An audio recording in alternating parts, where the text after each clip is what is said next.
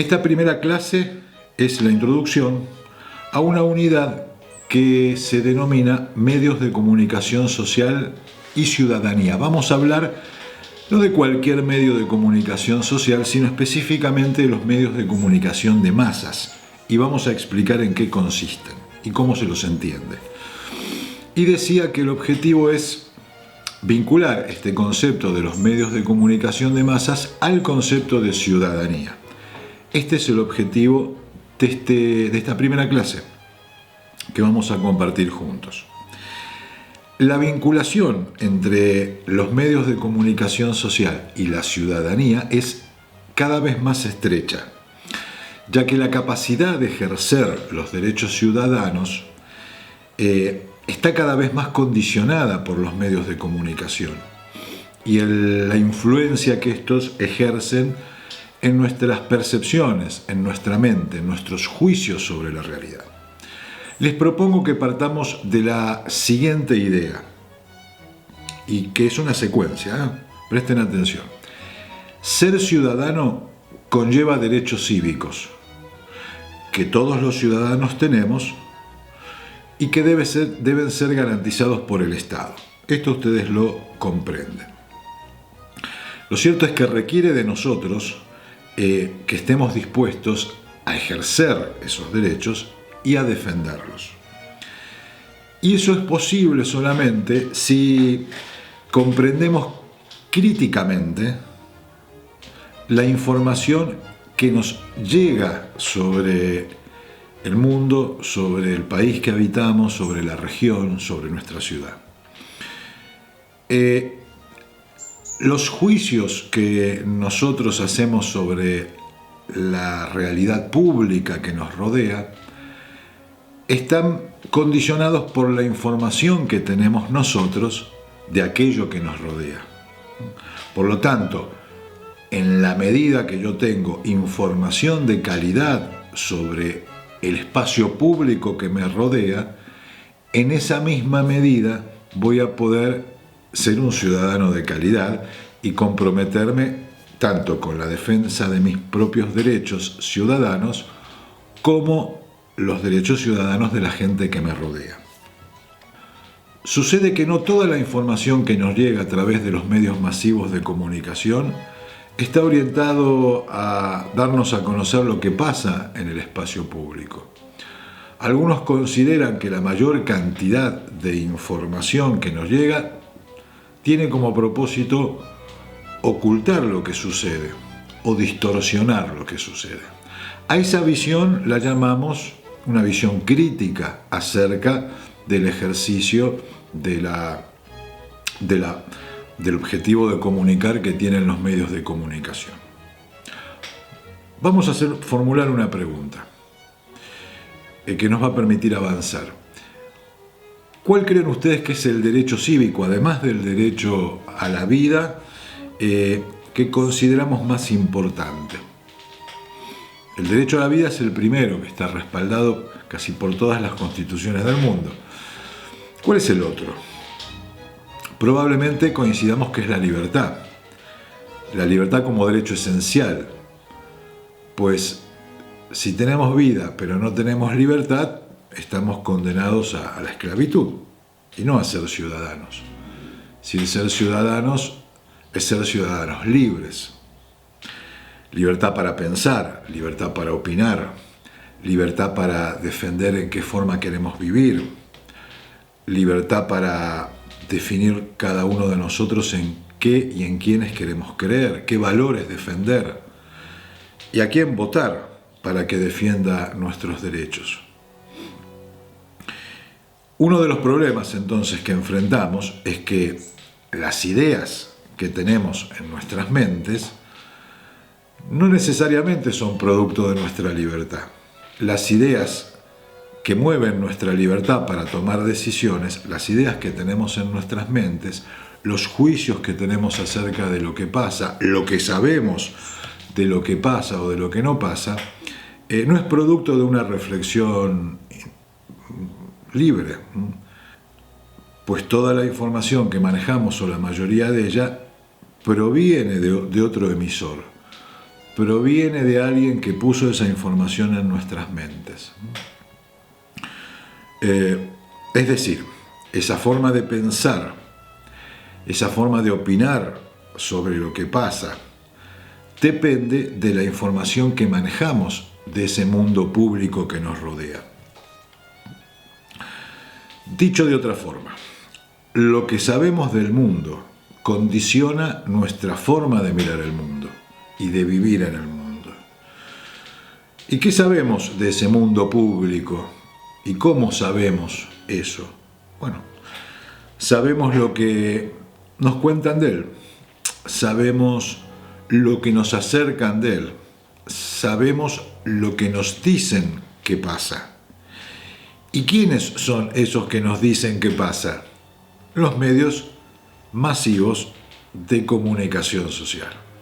Entonces el problema es que la información que tenemos sobre la realidad que nos rodea no es directa. Nuestras mentes no están conectadas con la realidad de manera directa.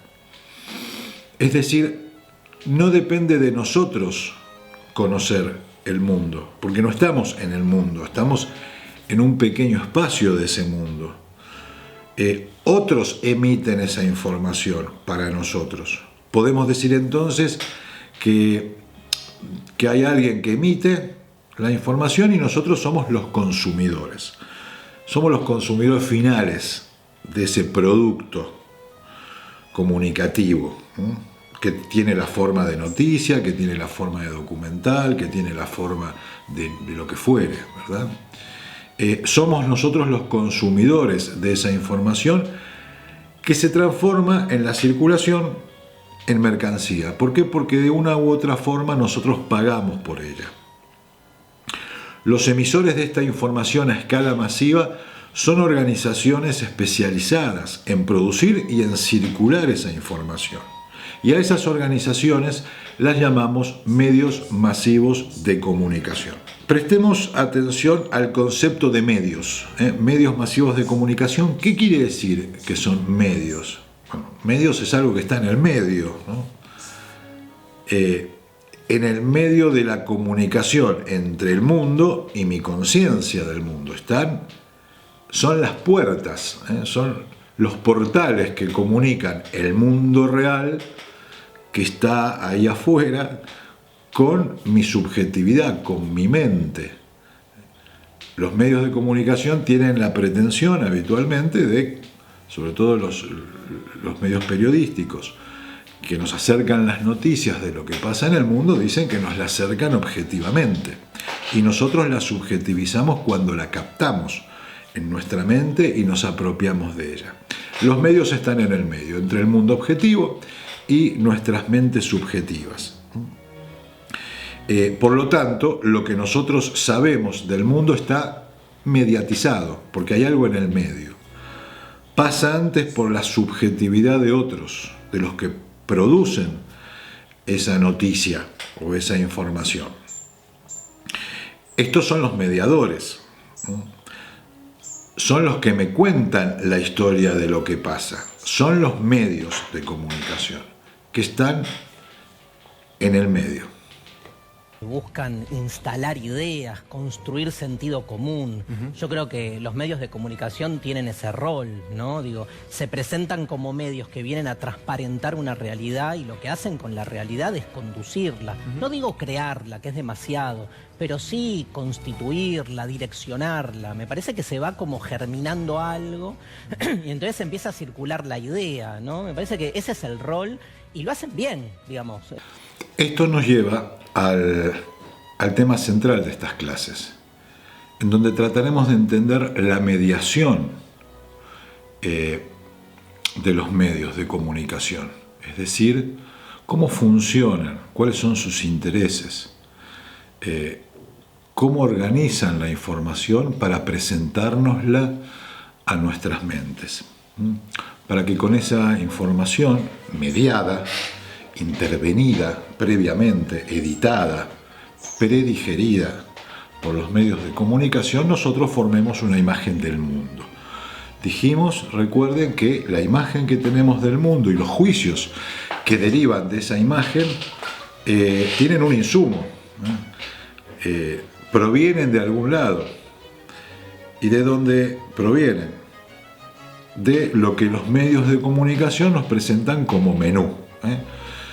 Si nosotros somos lo que comemos, el ejercicio de nuestra civilidad, ¿no? de nuestros derechos, nuestro ejercicio como ciudadanos, está condicionado por esa información que nos ponen para digerir estos medios. Y de eso vamos a hablar a lo largo de estas clases. Para entender mejor esto, vamos a diferenciar primero dos tipos de medios de comunicación. Unos, los medios de comunicación convencionales, es decir, la televisión, la prensa escrita, la radio, el cine, las editoriales que producen los libros que nosotros leemos, las revistas, estos medios de comunicación tradicional. Y están los nuevos medios de comunicación que van a merecer un capítulo aparte, que tienen que ver con las redes sociales e Internet. Dos son las características fundamentales, a mi juicio, que los diferencian. Primero, los medios convencionales no son interactivos, mientras que las redes sociales e Internet admiten la interacción. ¿Qué quiere decir que no sean interactivos? Que van en una sola dirección. El medio convencional produce un producto cultural en la forma de noticia, en la forma de película, en la forma de información que viene a través de la radio, como fuera, y yo la consumo, y ahí se terminó el cuento. En cambio, en las redes sociales y en Internet, yo no solamente consumo la información que me dan, sino que también produzco información, contribuyo a ese caudal de información. Es decir, esa interacción me permite a mí sacar información, pero también poner información, cosa que en los convencionales eso no sucede. Nos centraremos en las primeras clases en los medios de comunicación masivos convencionales. Después vamos a trabajar sobre la temática de las redes. Veamos cómo funcionan estos medios convencionales y los revisaremos de manera crítica.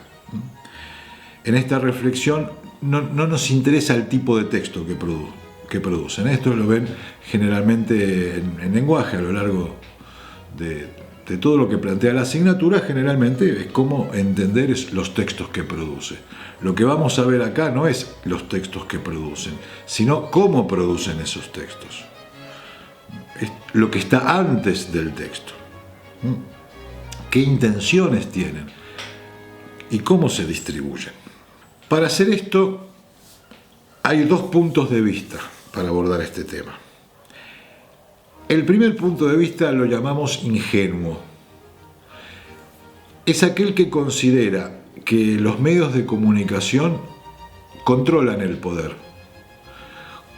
Es decir, evitan que los sectores más poderosos de la sociedad actúen sin límites. Es decir, le ponen un límite al poder. En ese sentido controlan el poder. Le ponen un límite. Por eso algunos lo llaman el cuarto poder. Hay tres poderes: el poder ejecutivo, el presidente de la nación, los ministros; el poder legislativo, los diputados, los senadores; y el poder judicial, los jueces de la nación. Algunos dicen el cuarto poder, el que controla a los otros tres, el que le pone el límite para que no hayan abusos, es los medios de comunicación, el periodismo. Tradicionalmente se ha dicho mucho eso.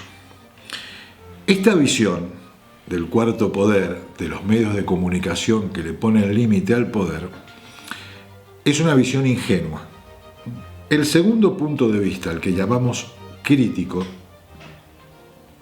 considera que los medios de comunicación no controlan el poder, es decir, no son los medios de comunicación los que le ponen límite al poder y defienden los derechos ciudadanos o la ciudadanía, sino que son el espacio donde el poder se ejerce. No controlan el poder, sino que son el espacio en donde el poder se ejerce. Es decir, que forman parte del poder y son cómplices del poder. Fíjense esto que salió en un noticiero. De lo que está pasando en Chile con la utilización de las redes sociales, miles de chilenos están utilizando las distintas plataformas para contar qué es lo que está pasando. ¿Por qué digo esto? Porque hay un gran cuestionamiento al rol, al papel que están teniendo algunos medios de comunicación. En la clase de hoy hay dos conceptos involucrados, en realidad tres. El concepto de ciudadanía, pero ese ustedes lo tienen visto, lo están viendo en historia. El otro concepto es el concepto de comunicación y el concepto de masas, que es un concepto bien interesante. A los dos conceptos nos vamos a referir ahora. El concepto de comunicación es un vocablo latino que viene de comunicare. De ahí esa es la raíz etimológica de esta palabra. Y quiere decir poner en común. Bueno, uno cuando se comunica pone en común, uno no se comunica para uno mismo. Es decir, cuando yo me comunico conmigo mismo, estoy diciendo que reflexiono, que medito, que pienso. Cuando digo me comunico es porque salgo de mi subjetividad, salgo de mi interioridad para relacionarme con algo que está fuera, con otra persona. Es decir, siempre la comunicación está lanzada al terreno público, al terreno de la polis, al terreno de la ciudadanía. Yo construyo sociedad a partir de comunicarme con otras personas. El lenguaje que busca facilitar esta comunicación va construyendo ese espacio público, ese espacio social, ese espacio ciudadano. Y cuando hablamos de medios de comunicación nos referimos a la comunicación con grandes sectores de la población. Por eso decimos que son medios de comunicación masiva, porque emiten y distribuyen información a grandes poblaciones, no a grupos. No hablan de la comunicación en pequeños grupos o en grupos familiares. Las personas nos comunicamos en muchos niveles, niveles individuales, pequeños grupos sociales, barriales, familiares. Pero cuando hablamos de medios de comunicación, hablamos de medios de comunicación de masas. Por lo tanto, tenemos que definir qué entendemos por masas, porque las masas no son simplemente sociedades. No necesariamente el concepto de masa es el concepto de sociedad. Hay diferencias que nos vamos a referir en lo que queda de la clase de hoy. El concepto de masas lo usó por primera vez un sociólogo que se llama Gustave Le Bon. Eso fue por los años 20 del siglo XX. Y ese trabajo fue causando mayor interés a mediados del siglo XX, precisamente porque describía muy bien el comportamiento de grandes sectores de la población que tenían un comportamiento bastante novedoso que se manifestó durante el nazismo, el nacionalsocialismo y el stalinismo.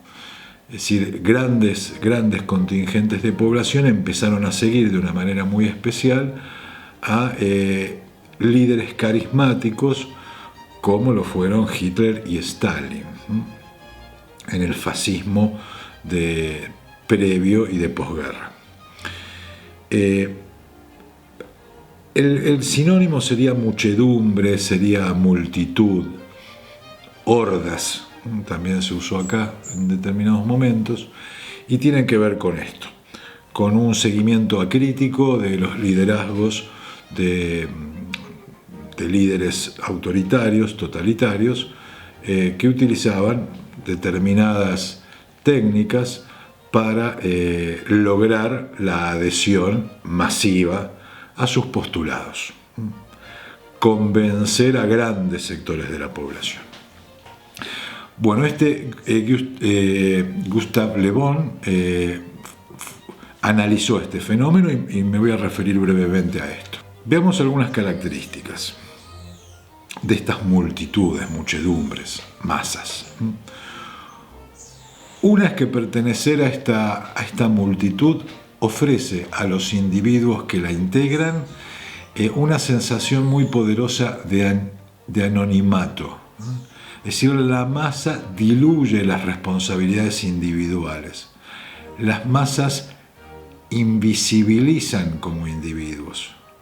Por eso, él va a decir después, y vamos a ver, que los integrantes, los individuos, hacen cosas que no harían si no estuvieran las masas que invisibilizan su comportamiento. El ejemplo paradigmático suele ponerse con el fútbol, ¿no? El comportamiento de las hinchadas de fútbol, que amparados por la multitud en las gradas de los estadios, hacen cosas que no harían si estuvieran solos. Otros, los saqueos, por ejemplo. Vamos a ir señalando característica por característica. Otra característica es el efecto de contagio de ideas y sentimientos, ¿no? Las masas tienden a contagiar las ideas y los sentimientos entre los miembros de esa multitud, y que producen un rápido cambio de comportamientos en los individuos que forman la masa. Es decir, es contagioso por un lado y por el otro lado hace que los individuos cambien muy rápidamente el comportamiento. Las masas además son heterogéneas, no son colectivos homogéneos. No es una masa de personas que piensan igual o pertenecen al mismo sector social o tienen un tipo de educación similar. Son transversales. Las masas se constituyen con diversas clases sociales, por ejemplo. Cuando el nacionalsocialismo emergió con todas las clases sociales, no solamente con los pobres ni con los ricos. Las masas son siempre individuos que se juntan y que, como dijimos, empiezan a tener comportamientos distintos a los que sostendrían individualmente. Se movilizan en torno a sentimientos similares y a ideas similares, pero entre sí están incomunicadas, a diferencia de un movimiento. Otra característica es que sus comportamientos son relativamente fugaces. Las masas se agrupan, actúan masivamente y desaparecen. No duran en el tiempo, a diferencia de las sociedades, por ejemplo, o de los colectivos que se agrupan en torno a un movimiento social que va adquiriendo una organización que le permite permanecer en el tiempo. Esto no acontece con los comportamientos de masa, decía el que creó la idea del concepto de masa, que es Le Bon, años 1920, por ahí. Otra característica es que las masas se activan, se ponen en movimiento en función de algún elemento excitante que dispara la situación, que la moviliza. Ahora, para sostenerse en el tiempo, requiere que se le vaya inyectando, pues vamos a hablar de la teoría de la inyección, que se le vaya inyectando a la masa elementos excitantes con frecuencia para sostenerla en el tiempo, porque si no se cae el movimiento de masas. Los teóricos de los comportamientos de masa, los que han analizado el fenómeno del comportamiento de masas, que emerge con mucha fuerza a mediados del siglo pasado, coinciden en que estos comportamientos son emocionales, no son reflexivos. No actúan los miembros, digamos, de las masas, no actúan a partir de pensamientos, actúan a partir de sentimientos, y muy influidos por el liderazgo de quien generalmente orienta a las masas, o las manipula, dicen otros.